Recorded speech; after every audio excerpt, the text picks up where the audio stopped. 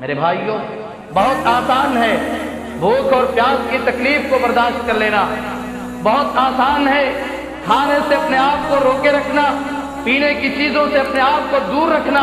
بہت آسان ہے بیوی سے کنارہ کشی اختیار کر لینا،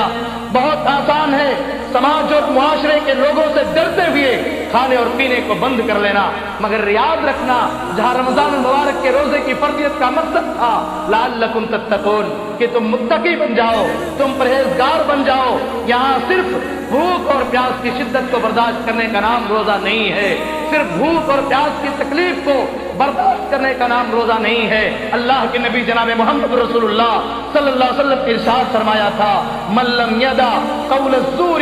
والعمل به فلیس للہ حاجۃ ان یدع طعامہ وشرابہ، ایسا بندہ جو جھوٹ بولنے سے، جھوٹ بکنے سے اور جھوٹی چیزوں پر عمل کرنے سے باز نہ آئے، ایسا بندہ جو حرام کاموں سے باز نہ آئے، جو اللہ کی نافرمانیوں سے باز نہ آئے، فلیس للہ حاجۃ ان یدع طعامہ وشرابہ، اللہ کو قطعی حاجت نہیں ہے، اللہ کو اس بات کی ضرورت نہیں ہے کہ اللہ کے حرام کردہ کاموں سے نہ رکنے والا شخص بھوک اور پیاس کی تکلیف کو برداشت کرے۔ آپ اسی لیے اللہ کے نبی نے ارشاد فرمایا تھا بہت سارے لوگ ایسے ہوں گے میری امت کے روزے داروں میں، میری امت کے اندر روزہ رکھنے والوں میں بہت سارے بندے ایسے ہوں گے جو صرف اور صرف بھوک اور پیاس کی تکلیف کو برداشت کریں گے، انہیں روزے کا ثواب نہیں ملے گا، انہیں روزے کے ثواب سے رب العالمین محروم کر دے گا۔ کائنات کے امام نے کہا تھا بہت سارے لوگ ایسے ہوں گے جو رات کو اٹھ کر کے تہجد کی نمازیں پڑھیں گے مگر انہیں ثواب نہیں ملے گا، وہ صرف اور صرف اپنی نیند کو قربان کرنے والے ہوں گے۔ چھاگا کون؟